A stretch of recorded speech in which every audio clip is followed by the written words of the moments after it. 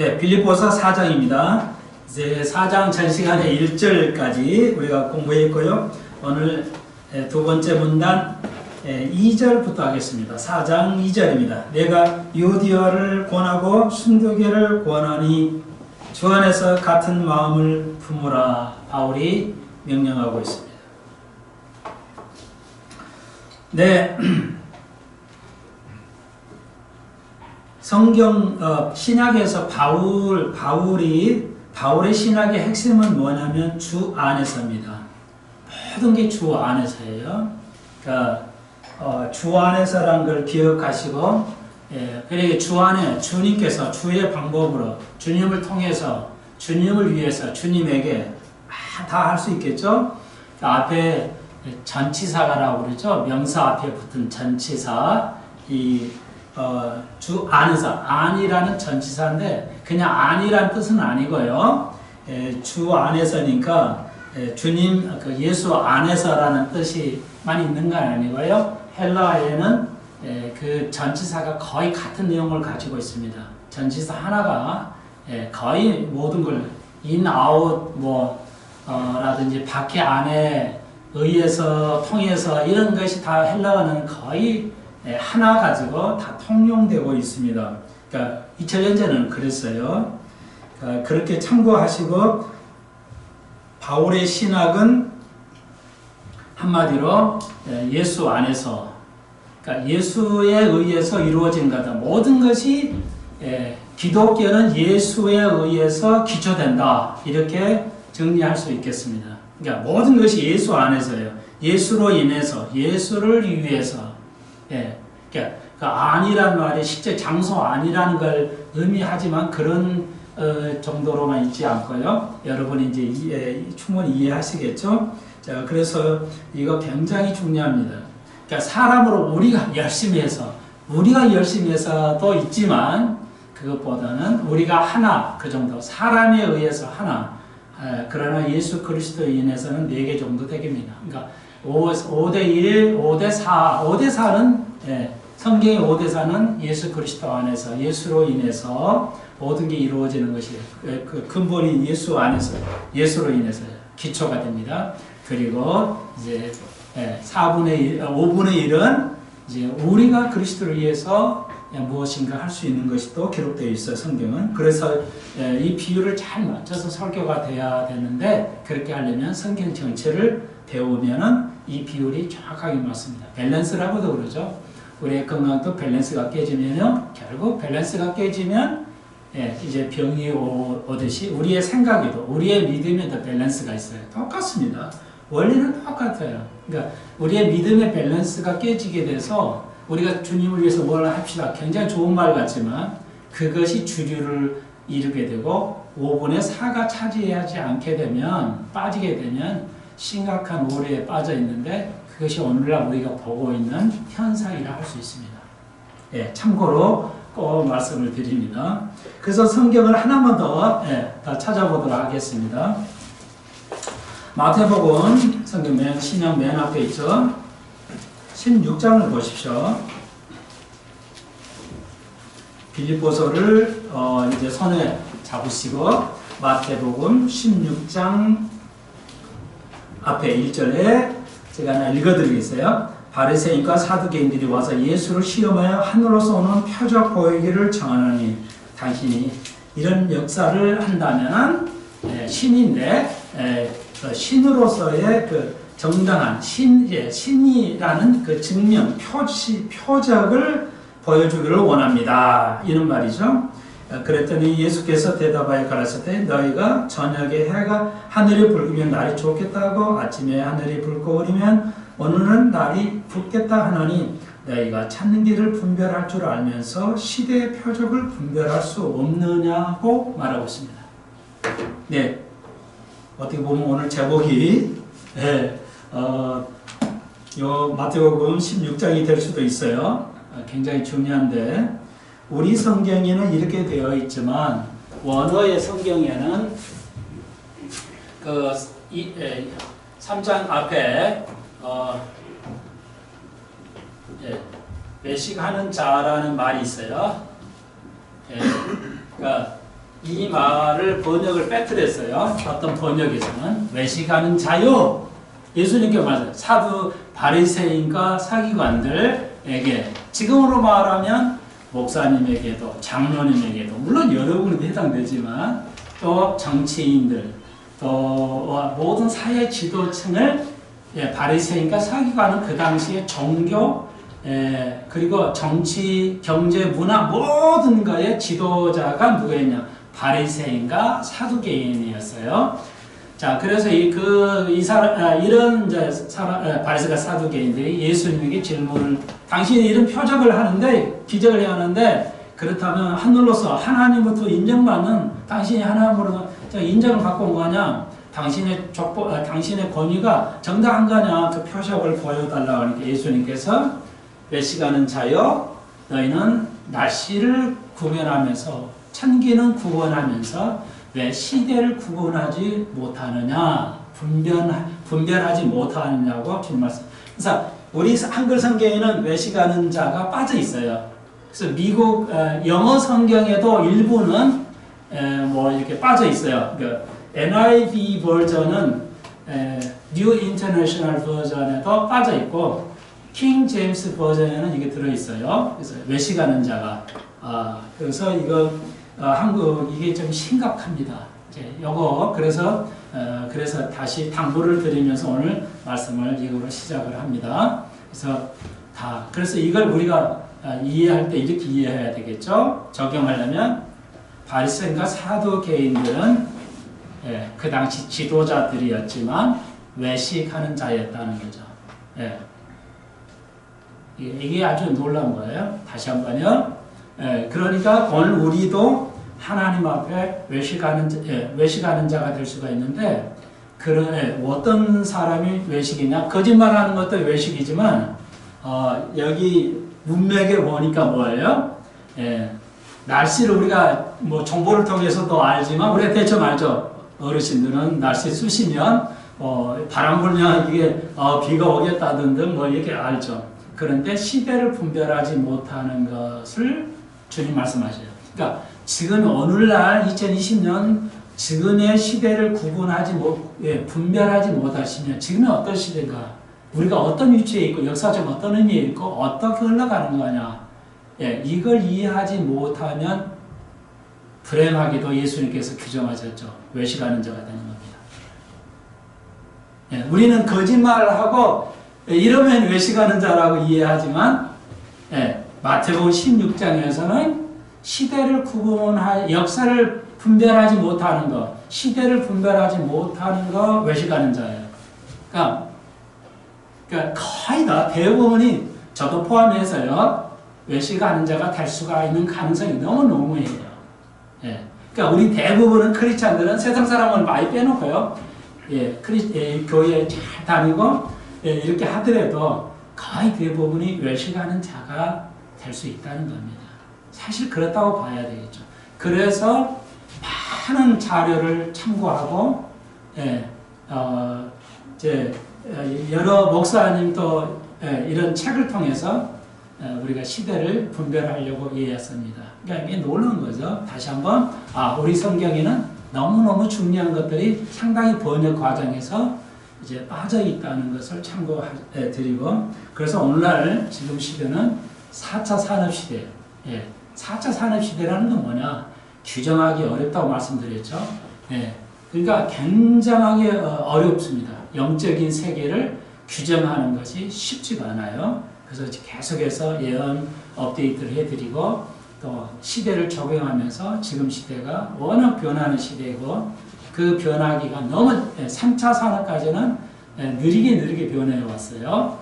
그렇지만 이제 4차 산업 시대에는 너무너무 빠르게 진행해서 배우기도 알기도 전에 다른 새로운 것이 나타나는 것이기 때문에 굉장히 어렵습니다.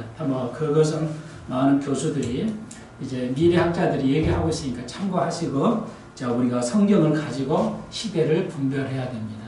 그래서 참고적으로 이제 그 중에 하나가, 이슈 중에 하나가 우리가 전 시간에 배웠듯이 이제 대면이냐 비대면이라는 것을 가지고 한국교회가 두 쪽으로 쪼개져 있다는 거 아시죠? 그래서 이제 여러 목사님께 쪽에서 이제 비대면, 대면 이걸 가지고 얘기하는데 그게 중요한 게 아니라 그것이 어떻게 보면 중요하다 하죠. 근데 더 중요한 것이 있다. 또 그러는 것이 이제 대면보다 더 중요한 게 뭐야? 지금의 엄청난 이 시대, 영적으로 육적으로 엄청난 변화되어 있는 누군가 그랬듯이 경험하지 못한 세계에 우리가 지금 들어와 있어요. 전 세계적으로 해도 우리나라뿐만 아니라 전 세계적으로 상상할 수 없는 경험해 보지 못한 시대에 우리가 들어와 있습니다. 그렇기 때문에 우리가 이 분별하지 못하면 큰일 나게 된다. 엄청나게 치명적인 것이 될 수 있다는 거 다시 한번 말씀을 드립니다. 그래서 조심해야 할 것이 있어요. 그래서 어떤 요즘 시대가 그래서 이 시대를 분별하기 위해서 정치 얘기도 하고 경제 얘기도 하고 많은 얘기가 강단에서 나오고 있는 건 사실입니다. 그래서 여러분들이 오해할 수 있는 것, 조심할 수 있는 한 가지는 정치 설교는 뭐냐? 그러면 정치 설교는 뭐고 그렇지 않으면 시대를 분별할 수 있는 설교는 메시지 두 가지가 반대인데 그러니까 정치에 관해서 설교를 하는 것과 반대로 시대를 분별하는 설교는 어떤 차이가 있냐?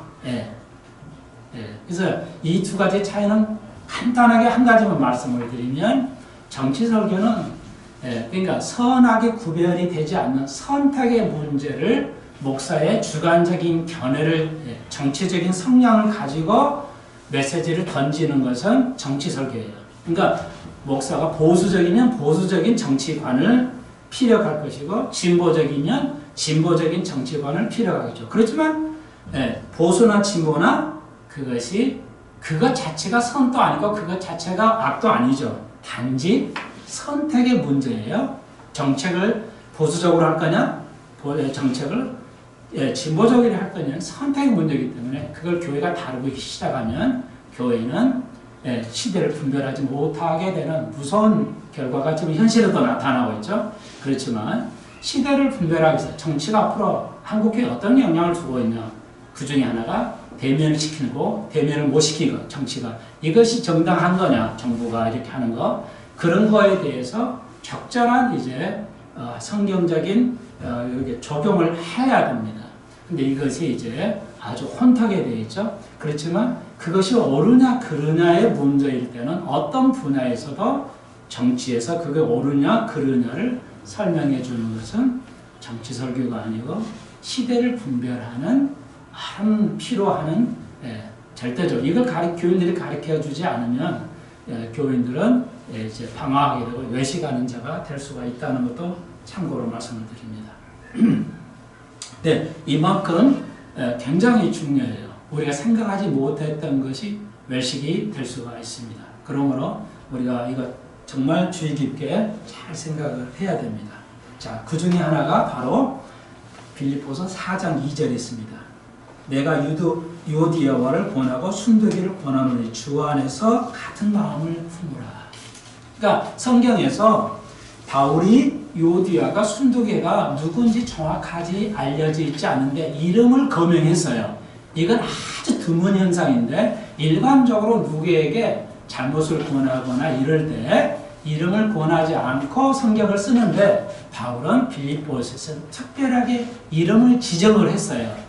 유오디아와 순두개. 유오디아라는 말은 성공이란 뜻이고 순두개는 행운이란 뜻인데 그건 중요하지 않아요.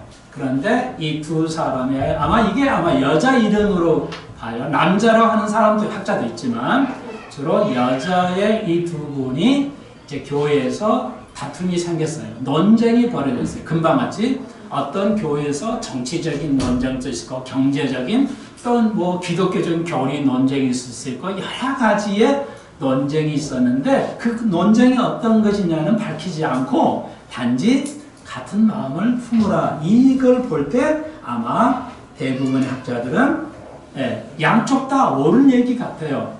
그 나름대로의 논리가 있었던 걸 보여요. 그러니까 유오디아의 논리도 맞고 논리도 상당히 이 근거가 있고 순두개도 상당히 뭐 이해할 수 있는 논리적이고 또 맞는 얘기예요.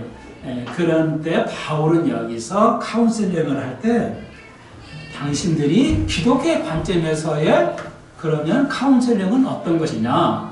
우리의 삶 속에서 부부간에, 부자간에, 또 국가끼리, 또 교회끼리, 교회와 세상하고 또 많은 이슈에 대해서 논쟁이 벌어지고 이런 현상에서 우리가 외식하는 자가 되지 않고 정확하게 이걸 분별하려면 어떻게 되냐? 오늘 여 구절에서는 바울은 네가 올 건 네가 그러다가 중요한 게 아니고 거기보다 더 우선하는 게 영적인 판단, 영적인 판단이다. 그럼 영적인 판단은 뭐냐?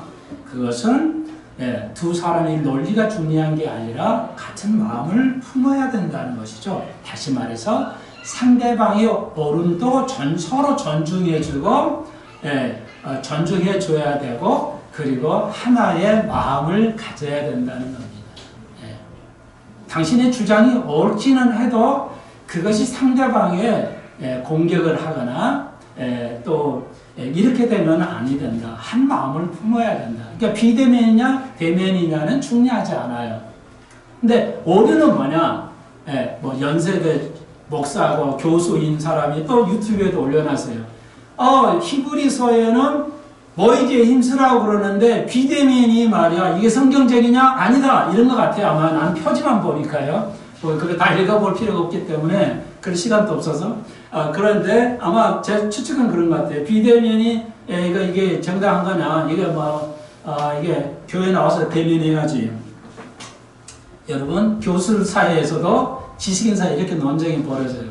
그러니까 그래서 저희가 규정을 해드렸는데 다시 한번 여러분에게 복습을 해드리겠어요. 이런 판단할 때 워낙 이거 계속 이게 이슈가 돼 가고 있기 때문에 말씀을 또 다시 안 드릴 수가 없는데 그것은 성경에 근거를 두지 못하고 있어요. 뭐든 이쪽 저쪽이 다요. 결론은 이쪽 저쪽 다 근거는 있어요. 그러니까 대면도 맞고 비대면도 맞다. 이게 그러니까 전전 시간에 말씀을 드렸죠. 그런데 문제는 뭐냐? 한 마음을 풀면 어떻게 해야 되냐? 창세기의 3장에서 분명히 아담과 하와가요 뭐예요? 죄를 짓기 전에는 하나님과 대면했어요. 하나님과 대면했다고요. 아담과 하와 하나님 봤어요? 안 봤습니다. 분명히 안 봤음에도 불구하고 대면했어요. 왜? 창세기 3장에서 뭐라 해요? 죄를 지은 후에 아담과 하와가 뭐예요? 하나님의 낯을 피했다고 했거든요. 하나님의 얼굴을 피했다고 기록하고 있어요. 그러니까 에덴은 우리의 모든 삶은 교회에 나온 것만 하나님을 대면하는 게 아니라 여러분이 어디에 있든지 어떤 시에 어디에 있더라도 하나님을 대면하고 있는 겁니다. 분명해요. 그런데 이걸 비대면이다 대면이다 이건 지금 대면 안 하고 있다. 교회에 안 나오니까 대면하지 않고 있다는 것은 굉장히 성경적이 아니에요. 굉장히 좀 굉장히 어린아이적인 발상이고 성경을 좀 아는 것인가 저 교수가 연대 그 교수가 성경을 아는 것이냐는 회의가 들을 정도예요. 제가 내 지식을 볼 때는요. 그러므로 여러분 교회에 와서 대면하는 훨씬 이점이 있지만 그것 자체가 비대면이라 하나님의 비대면이라는 것은 어떤 논리에도 맞지 않아요. 그래서 환경에 따라서 우리가 이제 그렇게 지혜롭게 해야 되겠지만 제가 여러분에게 말씀드릴 수 있는 한 마음은 어떤 곳에 있어도 그것은 여러분이 하나님을 대면하고 있다. 그래서 이스라엘 백성이 에레미야 시대 때 그러니까 우상을 섬겼을 때 하나님을 등졌다고 에레미야는 말하고 있죠. 다시 한번 하나님을 등졌다. 360도 돌아도 다 하나님을 보는 건데 하나님은 360도에 어디에나 계시는데 우리가 이스라엘 백성을 하나님을 등지고 앉아서 예배를 했다는 것이 있습니다. 그러므로 다시 한번 한국교회가 깨달아야 할 것은 외식하는 자가 되지 않기 위해서는 비대면 대면이 중요한 게 아니라 내가 하나님 앞에 바르게 하나님과의 그 대면에서 서야 하는 것, 굳게 서야 되는 것이 중요하다 이렇게 말씀드릴 수 있습니다. 너무너무 중요하기 때문에 다시 한번 제가 다 중요하다 하는데 제 마음을 이해하실 것입니다. 한글 성경이 너무 엉터리였고 이걸 고치지도 않았고 또 이거 개혁 개정이 있었죠. 개혁 개정은 정말로 더 형편없는 예, 우리가 가지고 있는 우리가 같이 쓰는 성경부터 대형편 없이 어떻게 보면 나쁘게 말하면 배교의 길 쪽으로 번역을 했어요. 그러니까 이게 뭐 잘한 게 하나도 없어요. 그냥 다 신앙에 멀어지게 하고 하나님을 대면하지 않는 그런 행위로 가고 있어요. 그러니까 일일이 다 설명을 드릴 수가 없기 때문에 오늘 그 정도로 하면서 나아가 보도록 하겠습니다. 그래서 다시 말해서 서로를 이해해주고 서로를 용서해주고 서로를 이해해 그 사람 그래 그 집사의 말도 일리가 있어 이렇게 서로 받아들이는 카운셀링이 돼야 된다는 것이 하나님의 뜻이라는 걸 기억하시고, 얘가 서로 부부가 싸우고 참 그건 대부분의 양쪽 다 실수가 있어요. 양쪽 다 논리도 있고 양쪽 다 실수도 잘못도 있습니다. 그렇기 때문에 여러분 서로 용서해주고 이해하는 것이 더 우선하다. 관용을 베푸는 것이 더 우선하다. 이렇게 하는 것이 타당하다고 바울은 우리에게 가르쳐주고 있습니다. 그렇지. 성경 어느 하나도 잘못 이해하거나 적용을 되지 않으면 유선이 되고, 유선은 어떻게 돼요? 유선은 절대적이죠. 구원받지 못합니다. 예, 바리새인들이 상당수가 예수님 이후에 돌아왔지만, 그렇지만 예수님 시대 바리새인과 서기관들은 구원받을 수 없는 사람들이었어요. 종교의 지도자였고 정치의 지도자들이었지만 그렇다는 걸 기억하셔야 됩니다. 굉장히 중요합니다. 이거 한국교회가 성경이 이거 없기 때문에 그냥 대충 살아가요. 공부도 안 하고 대충 살아가고 교회 열심히만 나오면은 그 되는 것처럼 아주 그렇게 가르치고 있죠. 참 이건 제가 성경적으로 들어갈수록 한국교회에 대해서는 심각하다 이렇게 말씀을 드려야 될 것 같네요. 3절 가봅시다. 또 참으로 나와 멍에를 같이 한 자가 내게 구하노니, 내게 구하노니, 그렇죠? 바울이 빌립보하고 같이 멍에를 같이 했어요. 여러분, 우리는 주님을 위해서 멍에를 같이 한 사람들입니다. 네. 그래서 복음에 나와 함께 힘쓰던 저 부녀 루디아로 보이는데요. 부녀를 돕고, 또한 글레멘드와 확실히 알 수 없어요. 이 글레멘드가 누군지. 그의 나의 동력자들을 도우라. 그 이름들이 생명책에 있다. 빌립보서에게 교인들에게 말합니다. 나와 멍이를 같이 하는 자들이 있다. 그들을 도와주라. 그리고 그들이 생명책에 기록되어 있다. 이렇게 바울이 권하고 있습니다. 우리가 서로 도와야 돼요. 그래서 저 개인의 느낌을 말씀을 드리면, 이제 여러분이 알다시피 우리 이제 그 8급 공무원이 이제 그 지도하는 공무원이죠. 화형까지 당했죠. 뭐 언론에는 군대가 아무도 하지 않았다, 정부가 아무도 하지 않았다는 데에서 고통이 너무 심해요. 대한민국을 짊어지고 가는 온 국민인데 도울 수 없었다가 아니라 돕지 않았다는 데에서 고통이, 목사로서의 고통을 합니다. 그게 오늘날 현실이죠.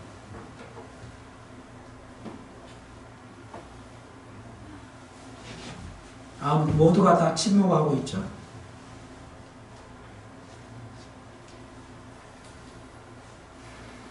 우리가 이런 시대에 무엇을 이야기해야 될까? 하나님을 계속 물어봅니다. 여러분, 그의 모든 권리들은 헌법 아래에 있고요. 그리고 우리가 주 안에서 서로 동력자로서 여러분의 저와 하고 있습니다. 그들이 생명책에 기록되어 있어요. 근데 오늘 제목은 1절로 3절 생명책의 의미 있었죠. 그래서 조금 더 적용을 넓혀서 한 가지만 더, 이건 다 아는 거니까요. 여러분이 생명책에 기록되어 있을 것입니다. 충분히 그렇게 되어 있지 않을 거라고 보이면은 제가 반드시 힘들더라도 이해를 시키려고 노력할 겁니다. 그래서 여러분이 다 생명체계 기록, 그냥 평상시 일반적으로 말씀드리는 게 아니고요. 내가 교인이 1000명, 2000명이면 알 수가 없죠. 목사가 뭐 몇만 명이면 이름도 구분을 할 수 없잖아요. 모르니까요. 근데 이게 심각하죠. 목사가 다 알 수도 없죠. 알 필요는 없을 수 있어요. 그러면 부역자들이, 사역자들이, 그에 뭐 담당하는 사역자들이 충분하게 알고 있어야 되고, 그게 목회자하고 잘 통해서, 상담을 통해서, 저 교인이 진짜 정말 생리책이 기록되어 있는지 안 되어 있는지 행동을 충분히 판단할 수 있어야 되겠죠. 한국교회는 그렇게 되지 않을 거로 보이고 있습니다. 그게 이제 심각하죠.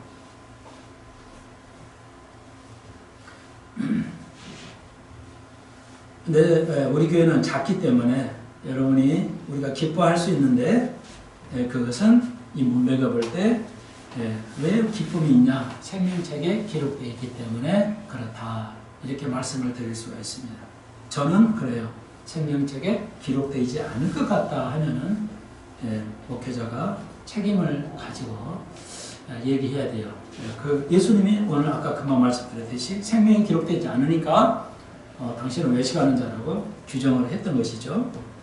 자, 그래서 우리가 교회 열심히 다닌다고 해서 생명책에 기록된다는 보장은 아니라는 것을 다시 한번 기억하시면서 이걸 잘 이해하고 적용을 드리기 위해서 저희들이 생명책에 기록되어 있다.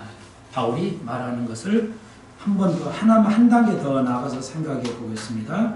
그러니까 누가복음 10장에 있는 얘기인데, 많은 사람들이 이제 주의 이름으로 나가서 전도하고 병을 고치고 막 기적을 일으키고, 누가복음 10장 이야기입니다. 돌아왔어요. 그래가지고 예수님, 내가 주의 이름으로 귀신을 쫓아내고 막 병을 내고 복음을 전도해서 막 변화가 엄청났어요. 예수님이 수고했어. 우리 같은 애 수고했어. 그래. 이럴 텐데 뭐야. 예수님은 그렇게 말씀 안 하시고,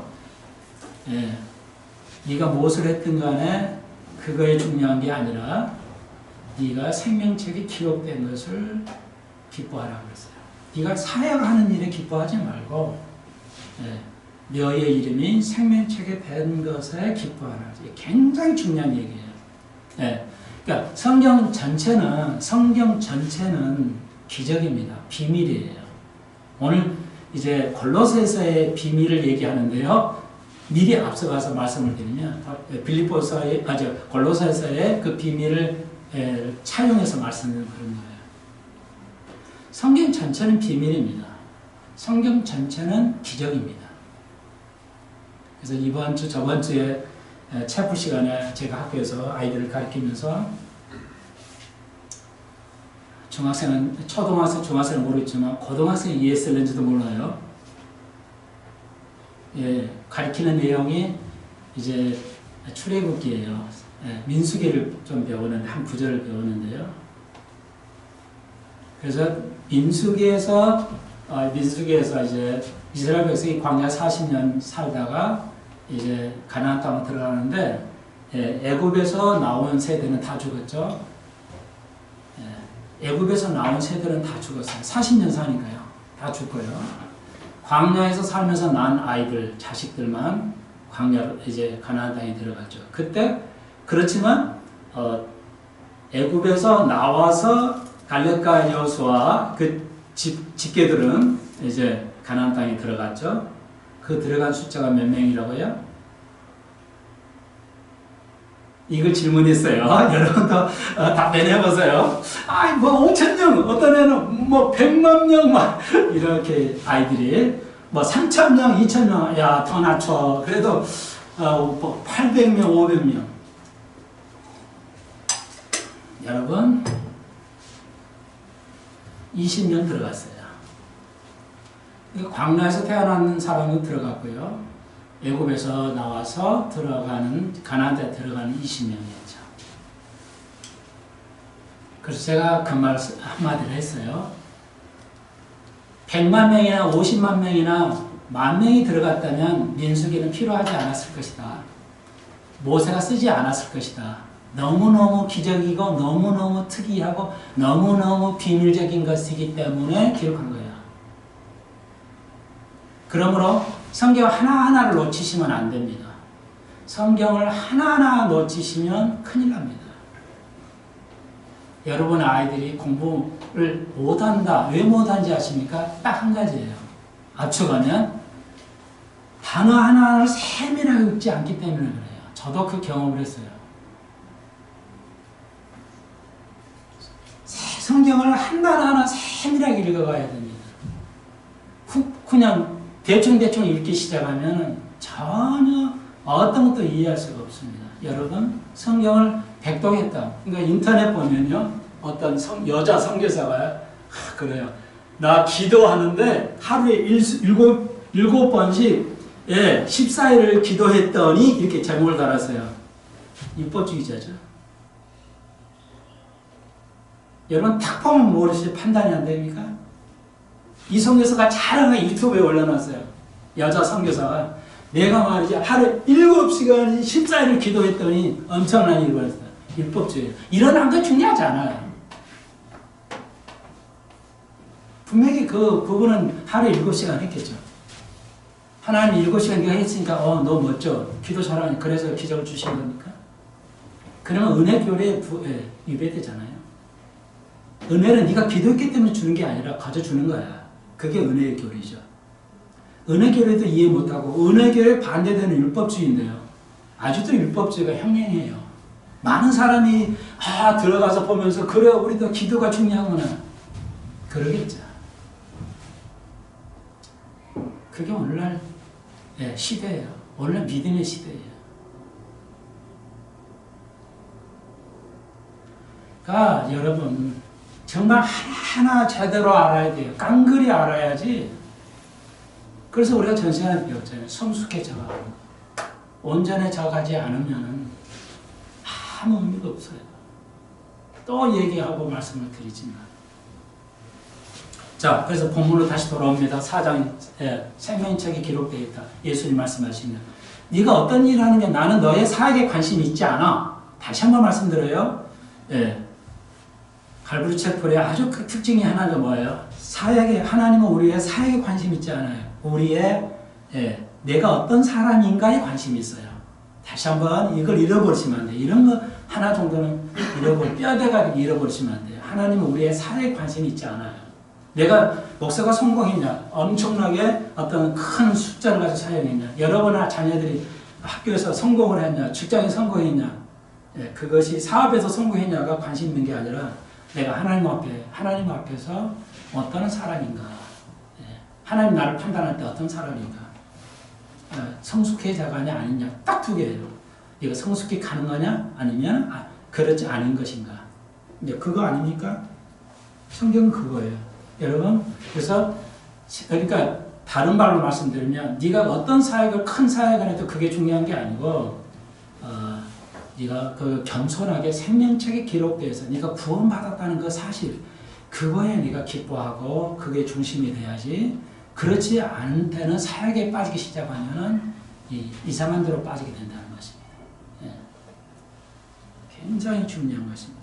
여러분, 그래서 우리는 어떤 일에 빠지게 돼요. 그래서 어떤 일에 빠지게 되죠. 조심하셔야 되고요. 이들이 나를 돕고 그래 어떤 그 엄청난 일을 많이 했기 때문에 나와 먹이를 같이 했으니까 너희들 도와라 그런 의미가 아니라 이들은 겸손하게 어떤 일에 사역의 중심을 두지 아니하고 나와 먹이를 같이 하면서 생명책에 기록되는 그 겸손함으로 그것 때문에 이루어지는 열매에 불과한 것이죠. 그러므로 이들을 잘 돌보라. 대통령은 선서할 때 뭐죠? 국가의 재산과 생명을 지키는 게 본분이죠.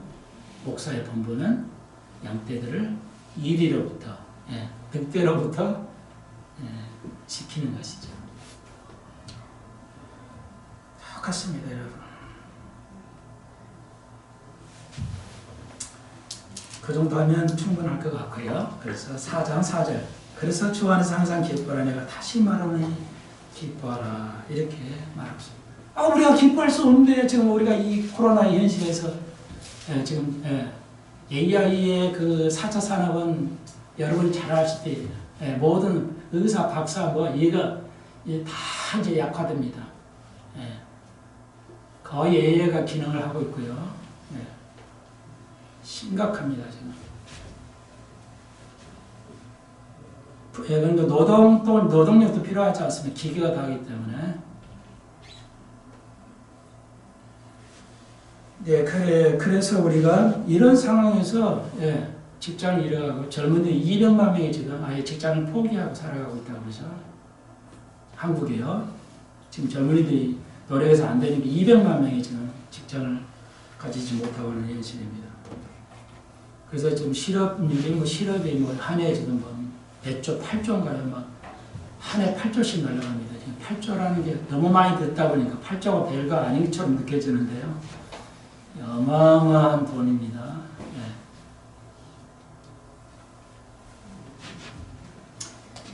그래서 우리가 그런 상황에서 기뻐할 수가 없죠. 심각한 IMF가 지금 오고 있다고 그러는데요. 제2 IMF인데 안 왔으면 좋겠지만 그렇게 그쪽 분야의 전문가들이 지금 그렇게 전망하고 있습니다. 상당히 근거가 있어요. 그래서 이 일을 이렇게 잘 봐야 돼요. 그래서 제가 말씀드렸죠. 돈 아무로 쓰시면 안 된다는 거.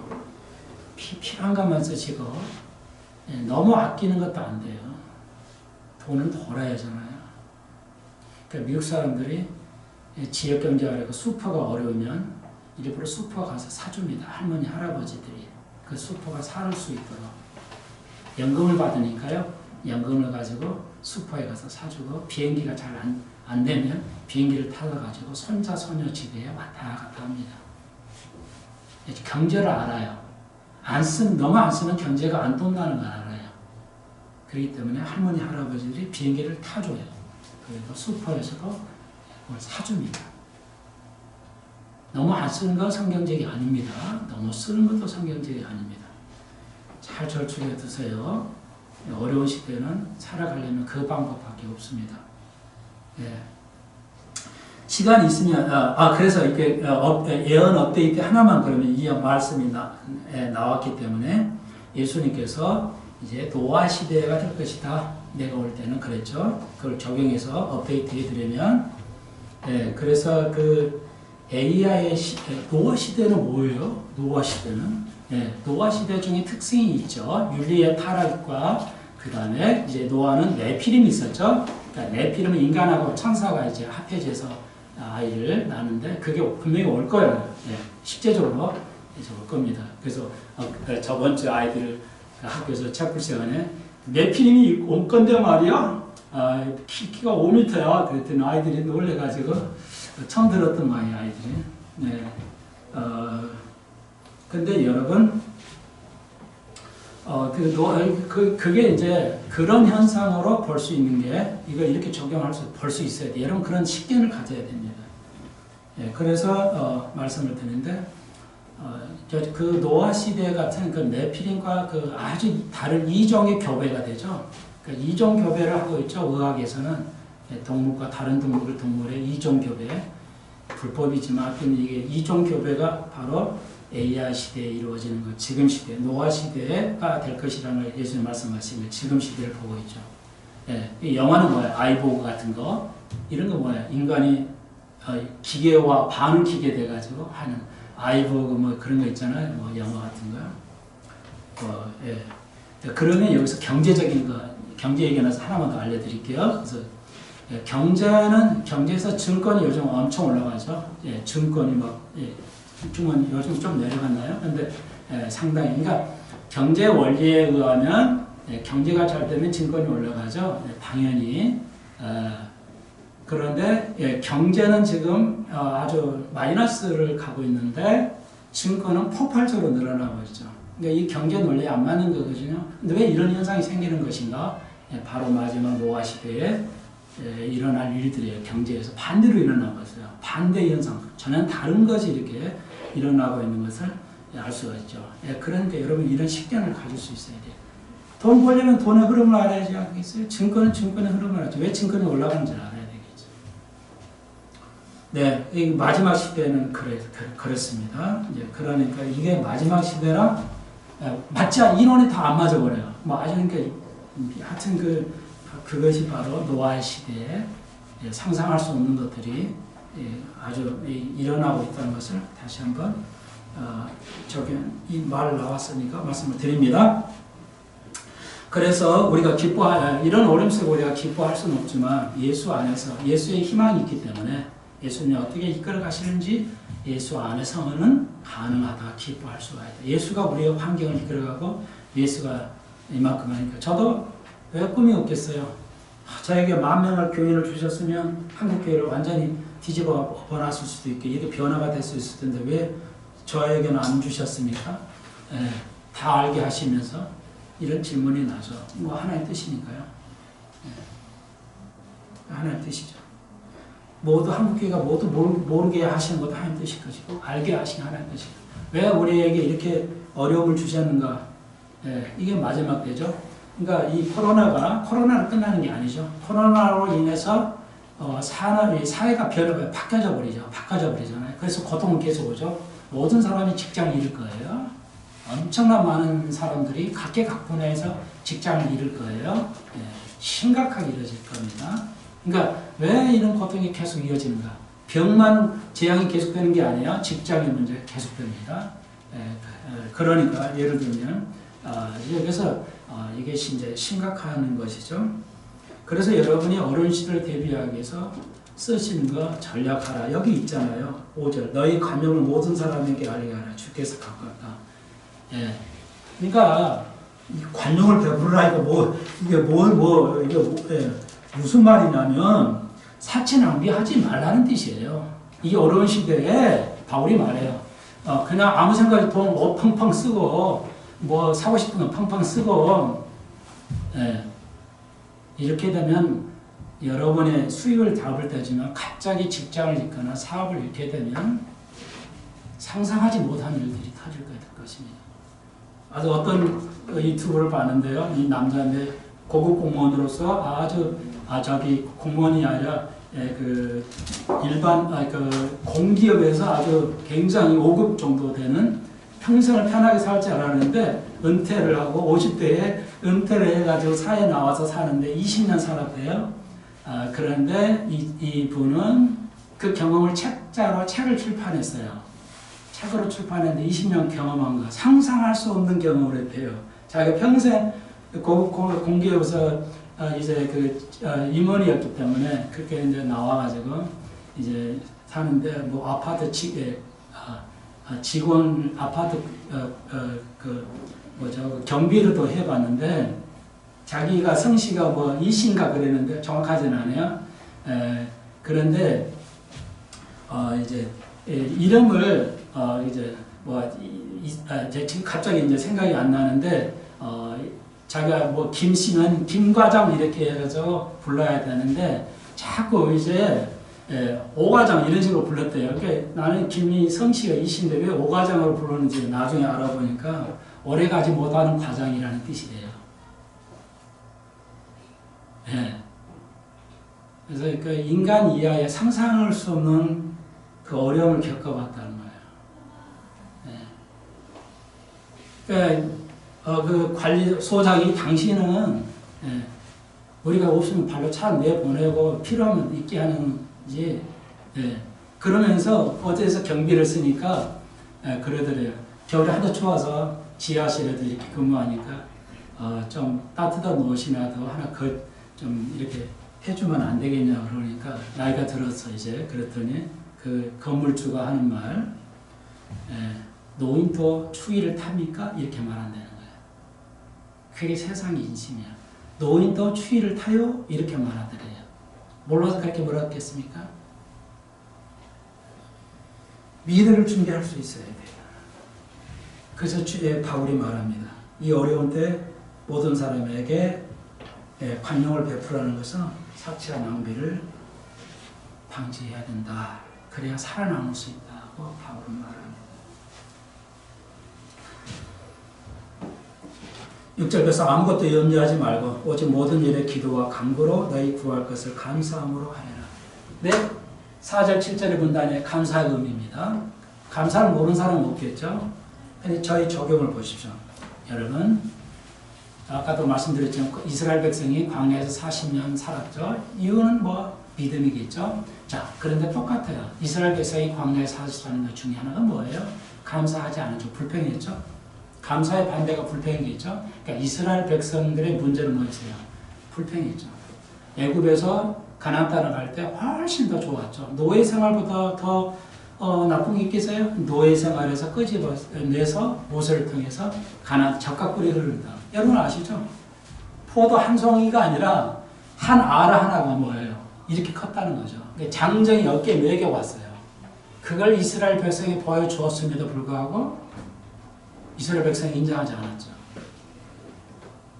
그러니까 다시 한 번에 이거 좀 얘기가 안 될 수가 없는데 자 기억하십시오. 우리가 전 시간에 가르쳐 말씀드렸죠.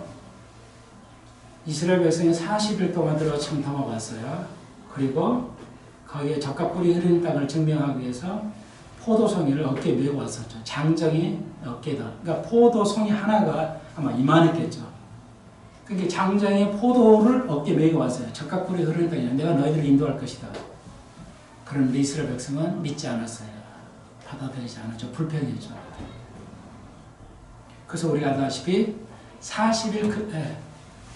40일을 정탐하고 가지 않았기 때문에 40년을 산 거예요. 성경은 이렇게 우리가 전 시간에 배웠죠. 하나님은 숫자의 하나님입니다. 하나님은 숫자의 하나님이에요. 하나님은 찬송의 음악의 하나님이기도 하지만 하나님은 숫자의 하나님이에요. 기억할 때 굉장히 중요해요. 숫자가. 왜 아이들이 수학을 못하는 이유가 제가 아니에요. 학자들의 그냥 인용할 뿐이에요. 왜 아이들이 수학을 못하는가? 수학을 제일 어려워하냐? 수학은 다 상징적이에요. 그래서 어려운 거예요. 여러분이 생각하듯이 수학이 1 더하기 1만 있는 게 아니죠. 수학은 거의 다가 상징적인 겁니다. 그래서 숫자를 성경에 딱 들어가 있으면 여러분들이 어려워해요. 관심도 없어요. 큰일 납니다. 도는 정확하게 세시면서 왜 우리가 수학 산수에 성경에 나오는 숫자는 제대로 안 세는지 알 수가 없어요. 예? 참 이거 숫자의 하나님이에요. 수학의 하나님이라는 걸 기억하십시오. 네가 40일 동안 했는데 인정 안 했어. 내가 40년 네가 살려버려. 너희들. 예, 그런 하나님이라는 걸 기억하셔야 돼요. 말이 나왔으니까요. 다 알죠? 1 더하기 1은 2예요. 다 알아요. 근데 마이너스 1 곱하기 마이너스 1하면 뭐야? 1이죠? 이거 설명할 수 있어요? 엄마들이 아이들에게? 이건 개념이 있어요. 쉬워요. 돌 하나 두 개 있지? 근데 이거 뭐야? 마이너스 1에다 마이너스 곱하면 이게 왜 되는지 설명할 수 있습니까? 못하잖아요. 저도 못해요.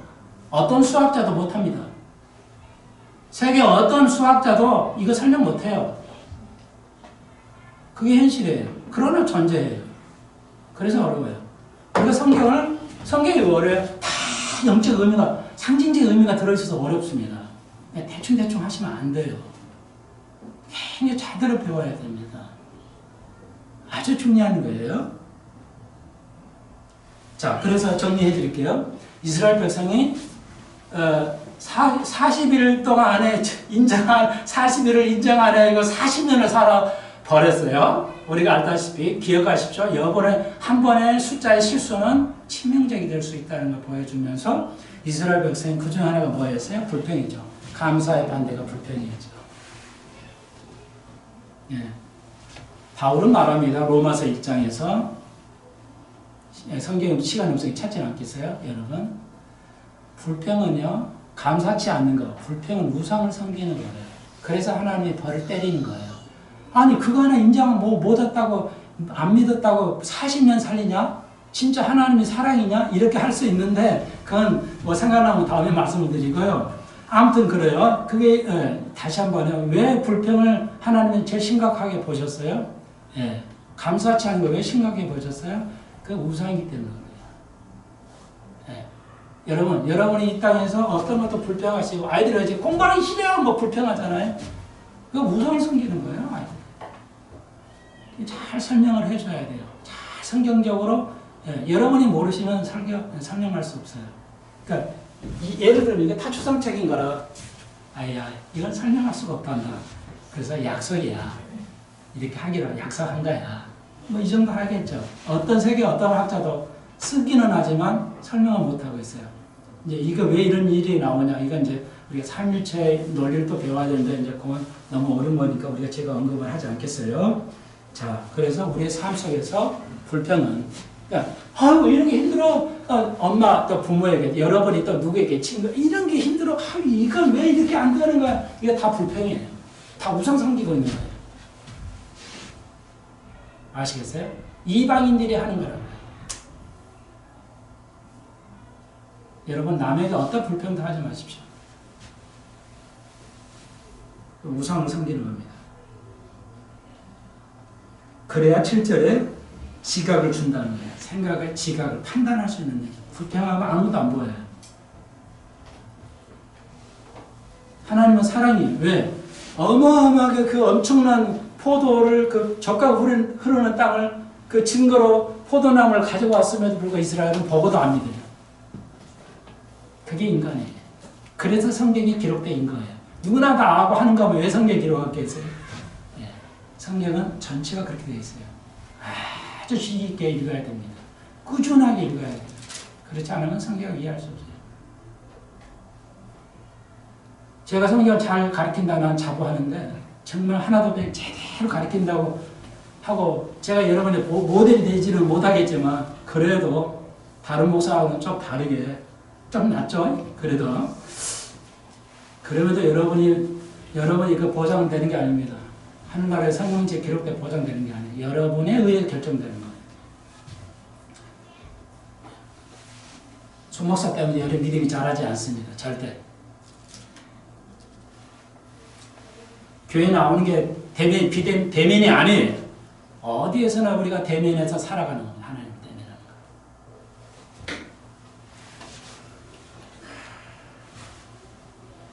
오늘 끝나고 걸려서 가려고 그랬는데 못 갔어요. 기도드립시다.